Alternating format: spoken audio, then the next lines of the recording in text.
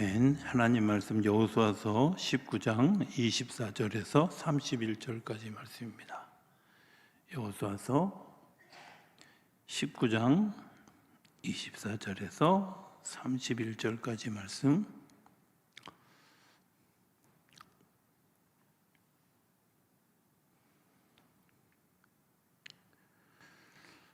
하나님의 말씀을 제가 한 절, 우리 성도님들이 한 절씩 교독하겠습니다. 다섯째로 아셀 자손의 지파를 위하여 그 가족대로 제비를 뽑았으니 그들의 지역은 헬갓과 할리와 베덴과 악삽과 알람멜렉과 아맛과 미살이며 그 경계의 서쪽은 갈멜을 만나 시올 림낫에 이르고 해 뜨는 쪽으로 돌아 벳 다곤에 이르며 스볼론을 만나고 북쪽으로 입다 엘 골짜기를 만나 벳 에멕과 느이엘에 이르고 갑을 왼쪽으로 나아가서 에브론과 르흡과 함몬과 가나를 지나 큰 시돈까지 이르고 돌아서 라마와 견고한 성읍 두로에 이르고 돌아서 호사에 이르고 악십 지방 곁 바닷가 끝이 되며 또 움마와 아벡과 르흡이니 모두 22 성읍과 그 마을들이라. 아셀 자손의 지파가 그 가족대로 받은 기업은 이 성읍들과 그 마을들이었더라. 아멘. 할렐루야. 하나님 살아계십니다.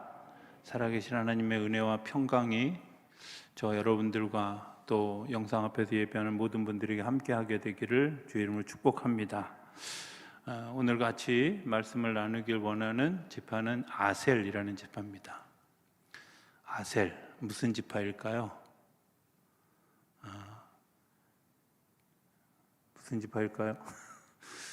그냥 갑자기 생각난 그런 주일날 우리 이제 저금통을 하다 보니까 재정부가 굉장히 막 힘들게 이제 돈을 셌잖아요, 그죠?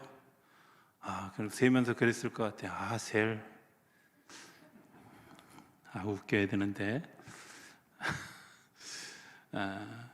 표정들이 너무 딱딱한 것 같아서 제가. 아셀 지파는 풍성한 지파입니다. 제가 그저 그냥 농담한 게 아니라 굉장히 풍성한, 실바의 그 둘째 아들이기도 하지만 그러면서 이제 레아의 이런 그 줄기로부터 낳은 마지막 아들이기도 해요. 그런데 그 레아로부터 낳은 아들 이름 창세기 30장 9절에서 13절에 우리 한번 좀 볼까요? 굉장히 중요한 구절이기 때문에 창세기 30장 9절부터 13절까지 말씀 찾는 동안은 그냥 읽으시기 바랍니다. 제가 그냥 읽겠습니다. 레아가 자기의 출산이 멈춤을 보고 그의 시녀 실바를 데려다가 야곱에게 주어 아내로 삼게 하였더니 레아의 시녀 실바가 야곱에게서 아들을 낳으며 레아가 이르되 복되도다 하고 그의 이름을 가시라 하였으며 레아의 시녀 실바가 둘째 아들을 야곱에게 낳으며 레아가 이르되 기쁘도다 모든 딸들이 나를 기쁜 자라 하리로다 하고 그의 이름을 아셀이라 하였더라. 왜 굳이 앞에 그 갓이라는 이름, 복되다, 그리고 이 실바가 낳은 두 번째 아들 이름이 기쁘다 이런 뜻이. 기쁘다라는 말 원래 헬라어 본문, 히브리어 본문에 보면 기쁘다, 축복되다, 복되다 이런 뜻으로 또 사용되어지기도 합니다. 분명한 것은 낳고 나서 굉장히 기뻤다라는 겁니다. 왜 그랬을까? 한번 정황을 좀 잘 생각해 보면 이런 거 아닐까 이런 생각이 들어요. 레아가 이제 그 자기에게서 단산이 되어지고 난 다음에 라헬에게 어찌됐든 그 시종을 통해서 되어진 일들을 보고 내가 이제 삶의 주도권을 뺏겼구나 이런 생각을 하고 있을 즈음에 레아의 그는 시녀를 통해서 또 다른 이제 일들이 일어나고 그것들 때문에 기쁘다 또 복되다 뭐 이런 생각들을 하게 되어진 거죠. 그냥 단순하게 그들이 생각할 때는 이게 단순한 그런 시간들이었는지 모르지만 우리가 처음에 자녀를 낳고 나면 이 자녀에 대해서 어떤 마음을 가지느냐에 따라서 그 자녀들의 삶이 결정되잖아요. 그죠? 예. 이 아이가 유난히 정말 그 아주 정이 가는 아이들이 있고요. 어떤 때 보면 태어나면서 자라면서 좀 정이 덜 가는 아이들도 있잖아요, 그죠? 예, 우리끼리인데 뭐 그 표정 감추고 그러지 마세요. 다 그렇잖아요. 예. 그런데 유난히 또 그럴 수 있다는 거죠. 그런데 정황상 레아에게 또 이 실바에게 나에게도 기회가 왔구나, 나에게도 또 다른 어떤 이런 그 역사를 이어갈 그런 기회가 왔구나, 이런 마음이 들지 않았을까, 이런 생각을 하고, 그러면서 사람들이 뭐라고 얘기하면 참 기쁘다, 사람들이 나를 가리켜 기쁜 자라고 할 것이다, 내가 기쁨을 창출하는 자가 되게 할 것이다, 이런 생각을 가지게 했다는 거예요. 우리가 이 12지파가 왜 중요한지를 좀 한번 생각해 봐야 됩니다. 12지파가 왜 중요하냐면 많은 분들이 그냥 이 창세기부터 시작해서 신명기까지 이야기가 쭉 읽어지고 난 다음에 어려워지기 시작하는 데가 여호수아와 특별히 사사기예요. 역사서를 읽어가다 보면 도대체 이게 어느 시점이야, 어느 시대야, 이러면서 굉장히 복잡해지기 시작해요. 그런데 지파를 알고 나면 사사기가 그냥 읽혀요. 지파를 다 알고 나면 지파가 이 지파가 이랬고 저 지파가 저랬고 뭐 이런 지파들에 대한 이해를 분명하게 하기 시작하면 사사기에 정말 숨겨져 있는 아주 비밀스러운 이야기들이 들리기 시작해요. 보이기 시작하고, 또 역사서를 이해하는 데 굉장히 도움이 되어져요. 뭐 다윗은 유다 지파라더라, 뭐 이런 지파의 그런 그 흐름들을 이렇게 보면 이 지파의 흐름을 통해서 하나님이 어떻게 이스라엘 백성들을 이끌고 가셨는지, 여러분들 이 개념을 잘 이해하고 갈 수 있게 되길 바랍니다. 혹여 이제 제가 오늘 이후부터는 이제 좀 정리해 가면서 여러분들이 기억하기 좋을 수 있도록 지파의 별명도 좀 짓기도 하고 또 하면서 작은 어찌됐든 이 지파를 좀 잘 이해하는데 도움이 되기를 원하는 그런 마음을 가지고 있습니다. 어찌됐든 이 지파의 특징은 뭐예요? 참 기쁘다, 축복되다, 이런, 그리고 너를 통해서 축복된 역사가 흘러가게 되어질 것이다 라고 명명해 준 것이 이 아셀 지파예요. 자, 이런 일들이 계속 되어질까요? 네, 계속 되어집니다. 창세기 49장에 봅시다. 49장에 보면 아무래도 좀 오늘은 성경을 좀 찾고 가는 게 좋을 것 같다, 이런 생각이 들어요. 창세기 49장 20절입니다.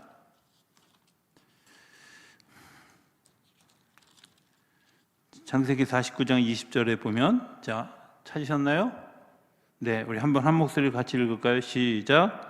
아셀에게서 나는 먹을 것은 기름진 것이라 그가 왕의 수라상을 차리리로다. 야, 너무 좋죠? 별로 안 좋으신가요? 아유, 겨우 주방장이야? 이런 거요? 네. 여러분들 저기 김병문 장로님 외에는 군대 갔다 온 사람이 없을 것 같은데, 군대 제일 힘 있는 데가 어딘지 아세요? 무기고 지키는 사람이 힘 있는 게 아니라 밥 주는 데가 제일 힘 있어요. 사실은 이 수락관이 굉장히 중요한 것이죠. 왕의 곡식을 만드는 곳. 다른 동네 쌀보다 뭐 2,000쌀이 비싸잖아요. 비싼 이유가 뭐예요? 옛날에 수라상을 거기서 만들었다 그래서 비싸잖아요. 가치 있고 굉장히 의미 있고 곡식이 잘 되어지고 그리고 풍성한 지역에 이 아셀 지파가 자리 잡게 되어졌어요. 그런데 지금 이 창세기 49장에는 야곱은 아셀 지파가 가나안 땅에 들어가서 어느 곳에 차지하게 될 줄 알았을까요? 몰랐을까요? 알았을까요? 몰랐을까요? 답을 안 가르쳐 드려서 모르시는 거예요? 몰랐어요. 왜냐하면 그로부터 400년이 넘게 지난 이후의 일이에요. 450년 지난 이후에 지난 일인데 야곱이 그걸 알 리가 없잖아요. 어떤 땅을 차지하게 될지 전혀 알지 못했는데 뭐라고 기도하냐면, 하나님, 아셀에게서 나온 먹을 것은 기름진 것이라 그가 왕의 수라상을 차리리로다. 이렇게 예언하듯이 기도했어요. 그런데 정작 이스라엘 백성들, 특히 이 아셀 지파가 차지한 땅은 어디였냐면 우리가 오늘 성경 읽은 것을 한번 이렇게 잘 한번 다시 한번 보시기 바랍니다. 여기 보면 여러분들이 익숙한 동네가 있어요? 익숙한 동네. 아, 내가 여기 들어봤어. 찾아보기. 아까 언뜻 지나가면서 읽어보니까 갈멜 이런 거 있어요. 갈멜산 들어보셨죠? 못 들어보셨어요? 예, 갈멜산 들어보셨어요. 또 시돈, 그죠? 또 라마 뭐 이런 거죠. 그 다음에 스불론, 그 다음에 벳다곤 뭐 이런 쪽 얘기들. 이게 다 어디에 있냐면 이스라엘의 북쪽에 있는데, 이 북쪽의 제일 높은 곳에 이 지파가 있어요. 한번 좀 지도 보여주실래요, 목사님? 네, 보이시나요? 아셀 지파? 납달리 왼쪽으로 이렇게 가서 보이시죠? 보이시나요? 네, 갈릴리 바다 있고 갈릴리 바다 북쪽에 있어요. 아셀 지파가 지중해 연안을 그대로 타고 있는데, 이곳이 그 가장 우리나라 호남 평야 같은 아주 굉장히 그 농장지 중에 농장지예요. 그리고 바다하고 있어서 굉장히 그 바람도 아름답게 불고, 그래서 정말 그 많은 곡식이 나는 그런 그 부자 동네에 위치한 곳이 이 아셀이라고 하는 지파가 차지했던 땅입니다. 자, 불 켜셔도 좋습니다. 풍성한 이미지를 가지고 있는 거죠. 팔레스타인의 땅들이 비교적 농사가 잘 되는데 좋은 질의 곡물이 많이 납니다. 생각해 보면 정말 알지 못하는 그 일들, 450년 전에 야곱이 축복했던 그 축복이 실제로 이루어져 가는 것, 이런 것을 이렇게 보면 이런 생각이 들 때가 많이 있어요. 성경이 말하고 있는 소위 예언이라고 하는 것, 앞일을 이야기하는 것, 얼마나 놀라운 일인지, 우리가 전혀 생각하지 못했던, 시간이 지나서 내가 이 답안지를 거꾸로 이렇게 보기 시작하면 야, 그럴 수 있어 이렇게 생각하지만, 사실은 그 당시에 전혀 생각할 수 없는 그런 일들이 선포되어지고, 그 선포되어진 일들이 정말 긴 시간이 지나고 난 다음에 그런 역사가 이루어지게 되어졌다는 거예요. 우리가 잘 아는 것처럼 이사야 선지자는 예수님이 오실 것을 곳곳에서 예언하잖아요. 그죠? 예수님이 오실 것을 곳곳에서 예언하는 이사야 선지자는 어떤 때 시대 사람이었냐면, 바벨론의 포로가 끌려가기 전에 바벨론 포로 이전의 사람들이었어요. 그러니까 그냥 연도로 계산해 보면 한 600년, 500년, 600년 전의 일이에요. 그런데 그 500년, 600년 전에 그가 선포했던 그런 일들이 하나도 떨어지지 않고 예수님 통해서 다 이루어지게 되어졌다는 거예요. 누가 구전을 전해서 이것을 꿰어 맞춘 것이 아니라 하나님이 이미 당신이 하시고자 하는 일들을 500년 전, 600년 전에 이미 선포하시고 그 일들을 이루어 가셨다는 거예요. 구약 시대만 그럴까? 구약에서 신약만 연결할 때만 그럴까? 그렇지 않아요. 아브라함에게 제사를 지낼 때 400년 동안 너희들이 애굽에서 종살이하게 되어질 것이다 라는 것을 이야기하셨어요. 그리고 난 다음에 모세라는 인물을 통해서 이스라엘 백성들을 이끌고 그것을 탈출하게 하시고 가나안 땅에 이르게 하셨어요. 이렇게 생각해 보면 우연인 것 같지만 하나님이 선포한 그 일들 하나도 땅에 떨어지지 않고 이루어져 가고 있다는 겁니다. 성경에 굉장히 위대한 것들은 뭐냐면 하나님이 허투루 말씀하시는 것이 없다는 거죠. 어떤 분들은 이렇게 이야기하는 분들이 있습니다. 성경은 굉장히 착하게 살기를 원하는 사람들은 별로 바라볼 만한 것이 못 되는 경우가 되게 많이 있어요. 왜? 하나님이 진멸하라 이런 말들을 굉장히 자주 하죠. 그죠? 그리고 다 없애라 뭐 이런 말을 자주 합니다. 굉장히 잔인한 하나님인 것처럼 느껴집니다. 그런데 그 잔인한 것 같은 그런 그 하나님의 역사가 신실함이 있다는 거죠. 당신의 말을 지키고 그것을 지키는 것뿐만 아니라 그것을 사랑이라고 하는 방법으로 하나님이 그것들을 회복시키고 다시 일으키시고 하나님의 나라의 백성으로 바꿔 가신다는 거예요. 그 일들 가운데 이 아셀 지파에게 했던 이 야곱의 축복은 굉장히 중요한 일들이다. 그리고 그 일들을 통해서 실제로 다윗 왕의 시대 때, 솔로몬의 시대 때 이 아셀 지파의 땅에서 난 곡식들을 그 왕들이 먹게 되어졌다는 거예요. 하나님의 신실성, 하나님의 그런 신뢰, 또 축복하심, 이런 일들이 오늘 우리 가운데도 일어나고 있는 줄로 믿습니다. 그 일들이 우리 가운데 일어나는 것을 신뢰하고 하나님께 나아가는 저와 여러분들이 되어줄 수 있게 되기를 기대합니다. 자, 그럼 모세는 뭐라고 축복했을까요? 우리 하나 더 볼까요? 신명기 33장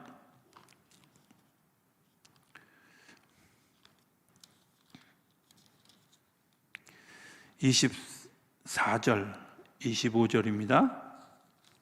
신명기 33장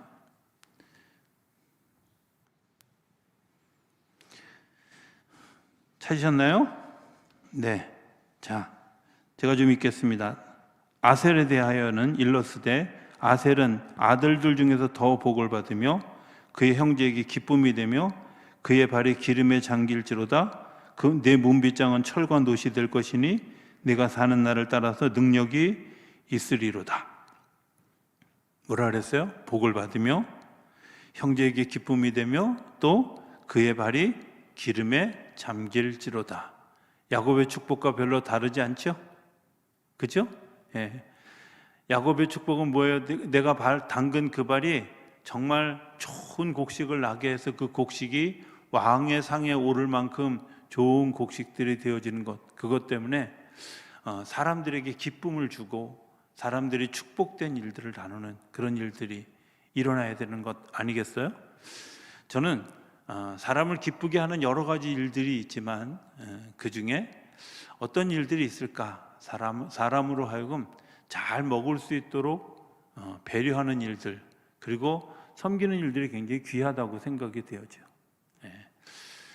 이런 생각이 들어요. 제가 이 아셀 지파를 보면서 두 가지 묵상을 했는데, 하나는 왜 여자분들이 그렇게 깊은 믿음의 삶을 가지게 되어졌을까? 그것은 늘 기쁨을 제공하는 일들을 하고 있다는 거예요. 요리를 하는 일들을 통해서, 또 안살림을 잘 돌보는 일들을 통해서 사람들을 세워가고 기쁘게 하는 역할들을 하는 거죠. 그런데 또 하나 생각해 보면 사실은 이 아셀 지파가 차지한 땅은 가나안 땅에서 가장 깊은 곳입니다. 가장 깊숙이 들어간 곳입니다. 하나님의 마음을 아는 사람들은 어떤 사람들이냐면, 내가 영적 경험을 하고 그 영적 경험의 경험을 내가 조금 더 깊이 들어가는 사람들이죠. 하나님을 다 우리가 아는 것 같고 믿는 것 같지만 사실은 조금 더 깊이 들어가 보면, 야, 내가 이전에 하나님을 잘 몰랐구나. 그리고 조금 더 깊이 들어가 보면 내가 하나님을 잘 몰랐구나. 이런 생각을 하게 될 때가 많이 있잖아요. 그죠? 그저 그냥 표면적으로 하나님, 그 하나님이 우리를 사랑하셔, 이런 게 아니라 정말 하나님이 나를 사랑하시는데 어떻게 사랑하시는지, 어떻게 귀하게 여기시는지, 그저 그냥 언약을 이루어 주신 하나님, 이렇게 생각했는데 나를 보듬어 주시는 하나님으로, 사막에서 나를 안아주시는 하나님으로, 그리고 하나님 말씀해 주시고 인도해 주시는 하나님으로, 그리고 내가 정말 힘들 때에 찾아와서 위로해 주시는 하나님으로, 내가 정말 어려울 때에 기도할 때 기도에 응답해 주시는 하나님으로 우리가 이해하게 되어지고, 나중에는 궁극적으로 내가 주님의 손을 붙잡고 걸어가도 좋을 만큼 신뢰할 수 있는 대상으로 이어져 가는 거죠. 이스라엘 백성들이 가나안 땅을 차지했습니다. 그 가나안 땅을 차지했던 그런 그 지파들 각기 다 아름다운 복이 있지만, 사실 아셀 지파에게 그런 그 풍성한 기름 부음, 그리고 축복, 그리고 발에 기름이 잠길 듯한 그런 그 놀라운 그런 그 장소를 허락하신 하나님, 그 일들은 그들이 그 싸움의 싸움을 거듭하며 결국 아셀 지파가 차지할 그 땅까지 가는 정말 수없이 많은 전투 중에서 살아남았고, 그리고 그들에게 주어진 혜택이었다는 거예요. 오늘도 우리가 왜 영적으로 성숙해지기 위해서 더 깊이 가야 될까 하는 것들을 한번 좀 돌이켜 보았으면 좋겠습니다. 그냥 예수 믿는 것 같고 그냥 내가 신앙생활 하는 것 같지만 사실은 한 걸음 더 들어가고 나면 하나님이 이런 하나님이시구나, 나와 이렇게 함께 하시는구나 하는 것들을 깨닫게 되죠. 또 보게 되죠. 알게 되죠. 아셀 지파가 가지고 있는 어떤 그런 그 풍성함, 그들이 가지고 있는 어떤 축복됨, 그리고 그들의 형제들에게 베푸는 그런 그 아름다운 축복의 전이, 이런 것들은 그들이 풍성한 기쁨을 누렸기 때문에 할 수 있는 것들이라고 믿습니다. 사랑하는 사람들은 사실은 사랑을 경험해 본 사람들이, 사랑의 깊이를 아는 사람들이 사랑하게 되어지는 거죠. 생각해 보면 사랑한데 해야 된다는 거 다 압니다. 그런에도 불구하고 우리의 마음이 잘 이루어지지 않는 이유가 뭐예요? 내가 그런 사랑을 경험해 본 적이 없고 그런 것을 해본 적이 없는 거죠. 그런데 어느 날 그게 정말 나를 향한 하나님의 사랑이었구나 하는 것들을 우리가 알게 되고 또 깨닫게 되어진다고 하는 겁니다. 모세의 축복을 좀 하나하나 좀 들어보면, 첫 번째는 다자한 복을 받는다는 거예요. 자녀들이 많아지는 복을 받게 되어진다는 거예요. 아들을 많이 낳는 복, 자녀들이 많이 생기는 복. 여러분들, 이건 이스라엘 시대에, 그 시대에도 복이었지만 사실은 지금도 생각해 보면 그것이 얼마나 큰 복인가 하는 것들을 시간이 지나면서 알죠. 젊었을 때는 잘 몰랐는데 특별히 목사가 되어져서 이제 가정에 어려운 경조사를 만나게 되어질 때마다 가보면 늘 그런 생각이 들 때가 많이 있어요. 작은 겉으로 보여지는 면으로도 자녀가 많은 것이 얼마나 큰 복인가. 거꾸로 생각해 보면 자녀가 한둘밖에 없는 집이 얼마나 쓸쓸해 보이는가, 이런 것들 보게 되죠. 그죠? 이런 것들 생각해 보면 하나님이 자녀들을 많이 주셨다고 하는 거 굉장한 복입니다. 우리가 이렇게 쉽게 생각해 보면 알 수 있는 그런 일들을 하나님이 우리에게, 제가 태어나서 내가 그 요람에서 무덤까지 가는 동안에 하나님이 우리의 삶을 책임져 주신다, 이런 생각이 들지 않겠어요? 내가 세상에 올 때 아무것도 가지고 오지 않았어요. 그런데 실제로 갈 때 아무것도 가지지 않는 것을 보면 이 세상에서 살아가는 동안에 하나님 우리를 먹이시고 채우시고 이끄시고 역사하셨다는 거예요. 어떤 사람은 돈이 많은 가정에서 태어나기도 했지만 어떤 사람은 정말 가난한 가정에서 태어나기도 했습니다. 그런데 분명한 것은 살아가는 삶의 내용이 대동소이하다는 거예요. 그들이 가지고 있던 그런 그 일들, 그들이 누렸던 일들, 사실은 다 똑같아요. 제가 그 중고등학교 시절에 우리 선생님들이 자주 했던 이야기 가운데 이런 이야기 있습니다. 자기가 경험해 보니까 부자도 3끼밖에 안 먹더래요. 그 말을 그때는 우습고 넘어갔거든요. 근데 생각해 보니까 그렇더라고요. 제가 60년 가까이 삶을 살아오면서도 하루 3끼 이상 먹어본 적이 별로 없었던 것 같아요. 그렇죠? 하나님이 우리에게 주시는 거 생각해 보면 하나님 필요에 따라서 공급해 주시고 이끌어 주시는데, 그 이끌어 주시는, 공급해 주시는 속에 이런 것들이 있어요. 아셀 지파처럼 많은 것들을 가지고 있는 사람들을 통해서 많은 것들을 흘려보내게 하는 하나님의 역사가 있어요. 그들이 다자한 복을 받는 것에서 그치는 것이 아니라 그들을 통해서 공급되어지는 역사가 있다는 거예요. 이런 거 있잖아요. 우리가 많은 것을 받았습니까? 내가 많은 것을 감당해야 될 의무도 있습니다. 권한이 크다면 당연히 내가 그것을 감당해야 될 의무도 있다는 거예요. 그걸 잊어버리게 되면 사회가 불균형이 되어지고, 그리고 불협화음이 생겨나게 되어져 있어요. 이런 생각을 우리가 좀 종종 하는 경우가 있어요. 우리가 이제 교회가 선교하거나 이웃을 돕고 섬기는 그런 일들, 우리가 특별히 잘하는 일이다 이렇게 생각하는 분들이 있는 것 같습니다. 그런데 사실은요, 하나님이 우리에게 맡겨주신 것이지 내가 그걸 그야말로 이게 베푼다고 해서 더 내가 많이 가졌다, 힘이 있다, 이런 개념이 아니라는 것을 여러분들이 이해할 수 있게 되길 바랍니다. 당연히 하나님이 나에게 그거 하라고 맡겨주신 거예요. 그거 할 수 있도록 우리에게 풍성히 주신 거예요. 그거 하면서 누려야 될 기쁨이 우리에게 있기 때문에 하나님이 그거 하면서 기도해야 될 우리의 그런 그 기도의 무장함이 있기 때문에 하나님이 우리에게 그런 일들을 맡겨줘요. 저는 종종 이런 생각을 해봤어요. 만약에 제가 목회를 하지 않았다면 이렇게 성경 공부를 열심히 할까? 별로 안 했을 것 같아요. 물론 제가 중고등학교 시절에 초중고등학교 시절을 지나면서 선생님들이 이렇게 가르칠 때 성경에 대해서 가르칠 때 이런 생각을 했던 적은 있어요. 저걸 좀 쉽게 좀 알아듣기 쉽게 설명하면 얼마나 좋아. 저렇게 꼭 어렵게 해야 되나? 이런 생각을 하면서 쉽게 설명할 수 있는 방법을 막 찾는 일들은 했어요. 그런 거 보면 아마 그때부터 하나님이 부르셨던 은사가 있던 것 같다 이런 생각은 해요. 하지만 지금처럼 그렇게 열심히 공부하거나 열심히 기도하거나 하나님의 마음을 알려고 매달리지 않았을 거라는 거예요.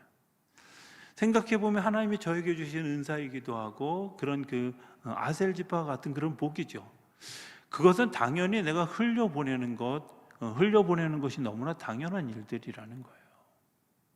그렇잖아요. 그거는 내가 알고 있기 때문에 알고 있는 것을 풍성히 나눠주는 일들이 나를 통해서 이루어져야 된다고 하는 사실입니다. 그래서 때로는 교회 안에서도 필요하다고 생각되어지는 것들을 감당하지만 교회 밖에서 요청이 왔을 때도 그것에 대해서 특별한 상황이 아니면 거부하지 아니하고 그것을 실현하는 이유는 하나님이 내게 주신 그런 그 일들 또 내게 주신 은혜, 은사들을 가지고 나누는 일들이 굉장히 중요하기 때문에 그렇죠. 단 한 번도 집회 요청을 하거나 강의 요청을 할 때 얼마를 드릴게요 이런 얘기를 들어본 적도 없어요. 그리고 받고 제가 별로 이걸 확인해 본 적도 별로 없어요. 왜? 당연히 하나님이 그냥 하나님의 방법대로 나를 사용하셨다면 나에게 아무것도 돌아오지 않아도 하나님이 그것을 통해서 영광을 받으셨다면 그것은 하나님의 일을 하신 거죠. 아셀 지파에게 많은 것을 주었습니다. 많은 것을 주어진 것 그것 때문에 왕에게 진상하고 사람들에게 기쁨이 되어지는 것. 그런데 그들이 가지고 있는 기쁨은 그것을 나눌 때 가졌던 기쁨이 더 큰 기쁨이라. 그리고 더 많은 것을 생산해내게 하는 그런 도구가 되어줄 수 있었다고 하는 것입니다. 그렇게 되어진 것 때문에 네 번째 얘기입니다. 내 문빗장은 철과 놋이 될 것이니 내가 사는 날을 따라서 능력이 있으리로다. 여러분들 능력에 능력을 더하는 하나님의 역사가 일어나게 되는 줄로 믿습니다. 내가 일하는 사람, 수고하는 사람, 애쓰는 사람 하나님의 능력을 더 힘입지요. 지혜가 더해지지요. 그것 때문에 고민하고 그것 때문에 힘들어하고 그것 때문에 기도하고 머리를 조아린 사람이 더 깊은 은혜를 경험하고 그리고 영적 싸움에서 이길 수 있는 그런 힘과 능력을 경험하게 되어지는 줄로 믿습니다. 사실은 이런 생각이 들지 않겠어요? 하나님이 우리에게 주시는 능력 시간이 지나가면 지나갈수록 나이가 들면 들수록 내가 늙어서 무슨 힘이 있을까 이런 생각이 드시나요? 그런데 잘 생각해 보면 하나님이 주시는 능력은 어떤 신체적인 능력뿐만 아니라 영적인 능력, 기도의 능력, 또 우리의 심적인 그리고 영적인 안목의 능력 이런 것들이 있다는 거예요. 하나님이 우리를 때를 따라서 능력을 허락해 주시는 거죠. 이런 생각이 가끔 들 때가 있었어요.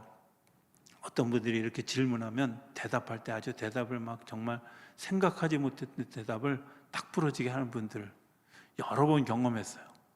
그런데 그 여러 번 경험을 하면서 제 마음속에 저분들은 도대체 은사 받아서 저러나 뭘 저렇게 잘 아실까 이런 생각을. 그런데 시간이 지나서 제가 어떤 정도의 시간이 지나고 난 다음에 말씀을 묵상하고 또 성경에 대해서 그리고 또 신앙생활에 대해서 기도하다가 보니까 어떤 때 젊은 친구들이 저에게 질문해 올 때 그것에 대해서 아무렇지 않게 대답하고 있는 저 자신을 가끔 발견하게 돼요. 때를 따라 주시는 능력이 있잖아요. 그죠?